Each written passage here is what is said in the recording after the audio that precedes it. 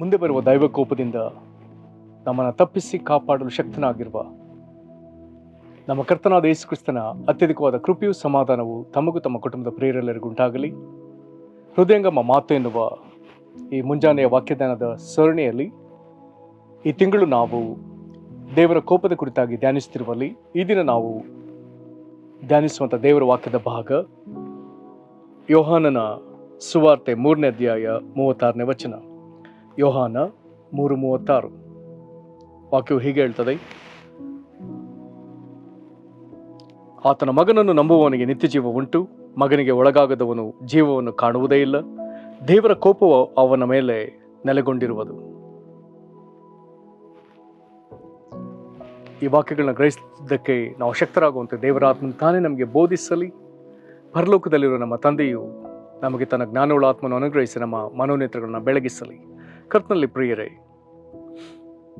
ನಾವೀಗ ಓದಿದ ವಾಕ್ಯವು ಯೋಹಾನನ ಸುವಾರ್ತೆಯಿಂದ.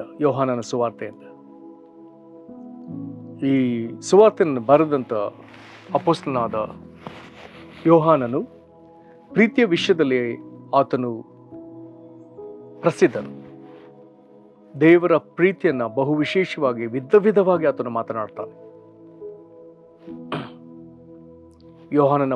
ತಾನು ಬರೆದ ಯೋಹಾನನ ಪತ್ರಿಕೆಯಲ್ಲಿ, ವಿಶೇಷವಾಗಿ ಮೊದಲನೇ ಪತ್ರಿಕೆಯಲ್ಲಿ, ದೇವರ ಪ್ರೀತಿಯ ಕುರಿತಾಗಿ ಅಥವಾ ನಾವು ಪ್ರೀತಿಯಲ್ಲಿ ನಡ್ಕೊಳ್ಳಬೇಕಾದ ವಿಷಯದ ಕುರಿತಾಗಿ ಆತನು ಅನೇಕ ಸಂಗತಿಗಳನ್ನು ನಮಗೆ ಕಲಿಸ್ತಾನೆ.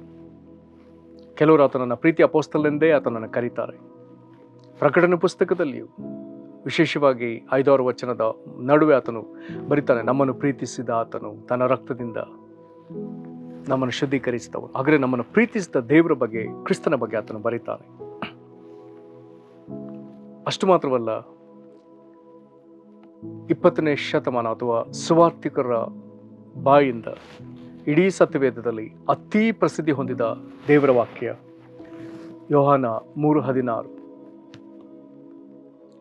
20ನೇ ಶತಮಾನದಲ್ಲಿ ಬಹು ವಿಶೇಷವಾಗಿ ಸತ್ಯವೇದದ ಎಲ್ಲ ವಚನಗಳಿಗಿಂತ ಅತಿ ಪ್ರಸಿದ್ಧಿ ಹೊಂದಿದ ವಾಕ್ಯ ಯೋಹಾನ 3:16 ಮತ್ತು ಎಲ್ಲ ವಾಕ್ಯಗಳಿಗಿಂತ ಅತಿ ಹೆಚ್ಚು ಭಾಷೆಯಲ್ಲಿ ಭಾಷಾಂತರವಾದ ಏಕೈಕ ವಚನ ಎಂಬುದಾಗಿ ಹೇಳಿದರೂ ತಪ್ಪಿಲ್ಲ. ಅದು ಯೋಹಾನ 3:16. ಕಾರಣ, ದೇವರು ಲೋಕದ ಮೇಲೆ, ಅಂದರೆ ಮನುಷ್ಯರೆಲ್ಲರ ಮೇಲೆ ಇಟ್ಟ ಪ್ರೀತಿಯನ್ನು ವಿಶೇಷವಾಗಿ ತೋರಿಸಿ, ಆ ವಾಕ್ಯದಲ್ಲಿ ಆತನು ತೋರಿಸಿ ಮತ್ತು ಅಲ್ಲಿ ಬರೆದದೆ ಆ ಪ್ರೀತಿ ನಿಮಿತ್ತವೇ ತನ್ನ ಒಬ್ಬನೇ ಮಗನನ್ನು ನಮಗಾಗಿ ಕೊಟ್ಟ. ಬಹಳ ವಿಶೇಷವಾದ ದೇವರ ವಾಕ್ಯವಾಗ್ತದೆ. ಕಾರಣ, ನಾವೆಲ್ಲರೂ ದೇವರ ನಿತ್ಯ ಜೀವನ ಹೊಂದಿಕೊಳ್ಳಬೇಕೆನ್ನುವುದಕ್ಕಾಗಿ ದೇವರ ಕಾರ್ಯವನ್ನು ಮಾಡಿದ್ದಾನೆ.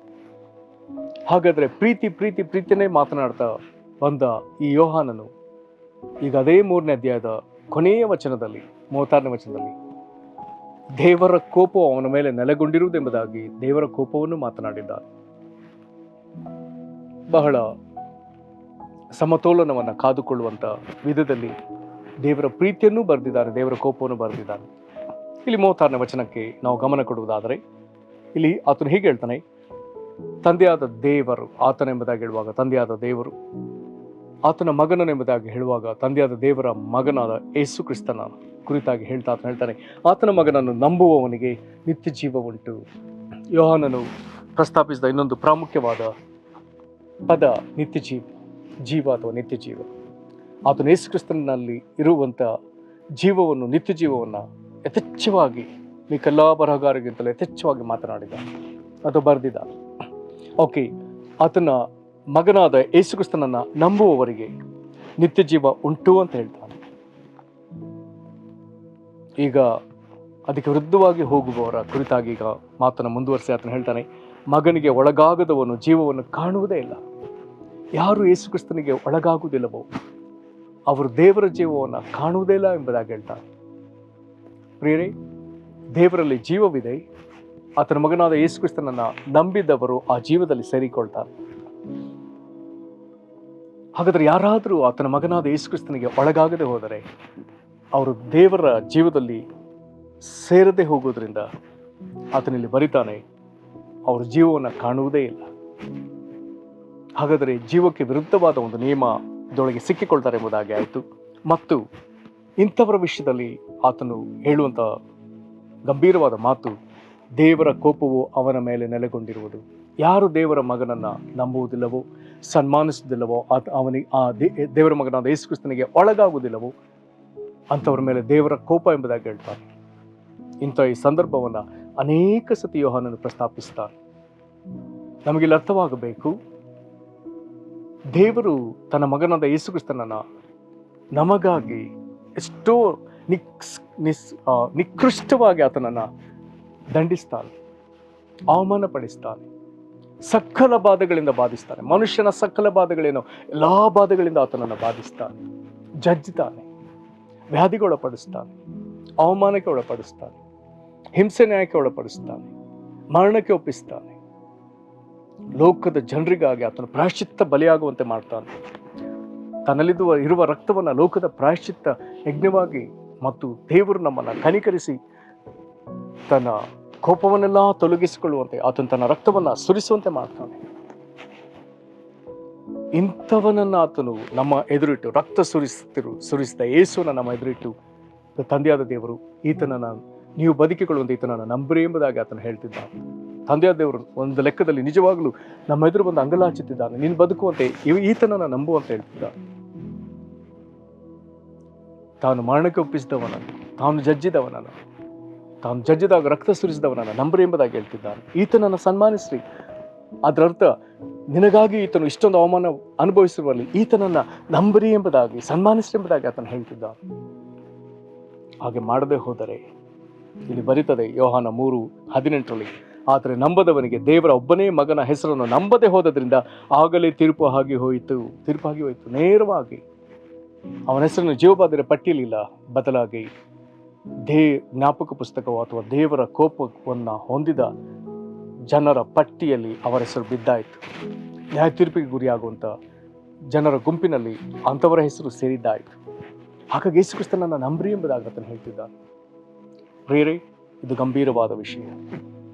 ದೇವರ ಮಗನಿಗೆ ಒಳಗಾಗದೆ ಹೋದರೆ ದೇವರ ಕೋಪ ಅವನ ಮೇಲೆ ನೆಲೆಗೊಂಡಿರ್ತದೆ. ಅಂಥವ್ರು ದೇವರ ತೀರ್ಪಿಗೆ ಗುರಿ ಆಗಿಯೇ ಆಗ್ತಾರೆ. ಪ್ರಿಯರೇ, ಇದಕ್ಕಾಗಿ ನಮ್ಮನ್ನು ಎಚ್ಚರಿಸಿಕೊಳ್ಬೇಕಾಗ್ತದೆ. ಈ ವಿಷಯದಲ್ಲಿ ನಾವು ಅಲಕ್ಷ್ಯತೆಯನ್ನು ತೋರುವುದೇ ಬೇಡ. ಈ ವಿಷಯದಲ್ಲಿ ನಾವು ಆಲಸ್ಯಗಾರರಾಗುವುದೇ ಬೇಡ. ತಂದೆಯಾದ ದೇವರನ್ನ ಓಲೈಸಿಕೊಳ್ಳುವಂತೆ, ಆತನ ಕೃಪೆಗೆ ಪಾತ್ರರಾಗುವಂತೆ, ಆತನ ಪ್ರಿಯ ಮಗನಾದ ಯೇಸು ಕ್ರಿಸ್ತನಿಗೆ ನಾವು ಅಧೀನರಾಗೋಣ, ಆತನಿಗೆ ಒಳಗಾಗೋಣ, ದ್ರಾಕ್ಷಬಳ್ಳಿಯಾಗಿರುವ ಆತನೊಳಗೆ ಸೇರಿಕೊಳ್ಳೋಣ, ಮಂದೆಗೆ ಕುರುಬನಾಗಿರುವ ಕ್ರಿಸ್ತನ ಮಂದೆಯೊಳಗೆ ನಾವು ಸೇರಿಕೊಳ್ಳೋಣ, ಹಿಂಡಿನ ಕುರಿಯಂತೆ ನಾವು ಸೇರಿಕೊಳ್ಳೋಣ. ಆತನ ರಕ್ಷಕನಾಗಿರುವಲ್ಲಿ ಆತನ ಆಶ್ರಯ ಪಡೆಯೋಣ, ಆತನ ಒಡೆಯನಾಗಿರುವಲ್ಲಿ ಆತನ ಒಡೆತನಕ್ಕೆ ನಾವು ಅಧೀನರಾಗೋಣ. ಪ್ರಾರ್ಥನೆ ಮಾಡೋಣ. ಮಹಾಕೃಪೆಯುಳ್ಳ ತಂದೆ, ಈ ವಾಕ್ಯಕ್ಕಾಗಿ ಸ್ತೋತ್ರ ಸಲ್ಲಿಸ್ತೇವೆ. ನೀನು ಹೇಳಿದಿ, ಆತನ ಮಗನನ್ನು ನಂಬುವವನಿಗೆ ನಿತ್ಯ ಜೀವ ಉಂಟು, ಮಗನಿಗೆ ಒಳಗಾಗದವನು ಜೀವವನ್ನು ಕಾಣುವುದೇ ಇಲ್ಲ, ದೇವರ ಕೋಪ ಅವನ ಮೇಲೆ ನೆಲೆಗೊಂಡಿರುವುದೆಂದಾಗ ಹೇಳಿದೆಯಲ್ಲ. ಅಪ್ಪ ತಂದೆಯೇ, ಒಂದು ವೇಳೆ ವಾಕ್ಯ ಕೇಳಿದಿರುವಂಥ ಯಾರಾದರೂ ಇನ್ನೂ ಯೇಸು ಕ್ರಿಸ್ತನಿಗೆ ಒಳಗಾಗದೇ ಇರುವುದಾದರೆ ಈಗಲೇ ಕರ್ತನೆ ಹೃದಯ ಪರಿವರ್ತನೆಯಿಂದ ಅವರು ಯೇಸು ಕ್ರಿಸ್ತನಿಗೆ ಒಳಗಾಗಲಿ.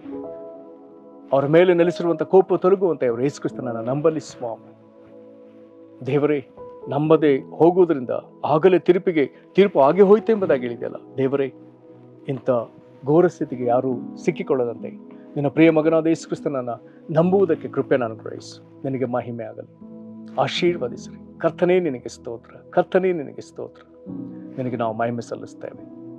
ಕರ್ತನೇ, ನಿನ್ನ ಕೋಪದಿಂದ ತಪ್ಪಿಸಿಕೊಳ್ಳುವಂಥ ಒಂದು ಎಚ್ಚರಿಕೆ ಜೀವಿತ ನಮಗೆ ಅನುಗ್ರಹಿಸು. ಯಾರೊಬ್ಬರಿನ ಕೋಪಕ್ಕೆ ಗುರಿಯಾಗದೆ ಕರ್ತನೇ, ನಿನ್ನ ಸಂಸರ್ಗಕ್ಕೆ ಬಂದು ನಿನ್ನ ಪ್ರಿಯ ಮಗನಾದ ಯೇಸು ಕ್ರಿಸ್ತನನ್ನು ನಂಬಿ ನಿನ್ನಿಂದ ದೊರಕುವಂಥ ಕನಿಕರ ಕ್ಷಮಾಪಣೆಯನ್ನು ಸಂಪಾದಿಸಿಕೊಳ್ಳುವುದಕ್ಕೆ, ನಿನ್ನ ಜೀವನ ಸಂಪಾದಿಸಿಕೊಳ್ಳುವುದಕ್ಕೆ ದಯಮಾಡಿ ನಮ್ಮನ್ನು ಜಾಗೃತಗೊಳಿಸು. ಈ ಪ್ರಾರ್ಥನೆ ನಮ್ಮ ಕರ್ತನಾದ ಯೇಸು ಕ್ರಿಸ್ತನ ಹೆಸರಿನಲ್ಲಿ ಬೇಡಿದ್ದೇವೆ ನಮ್ಮ ತಂದೆಯೇ, ಆಮೇಲೆ. ಕರ್ತನು ನಿಮ್ಮನ್ನು ಆಶೀರ್ವದಿಸಲಿ. ವಂದನೆಗಳು.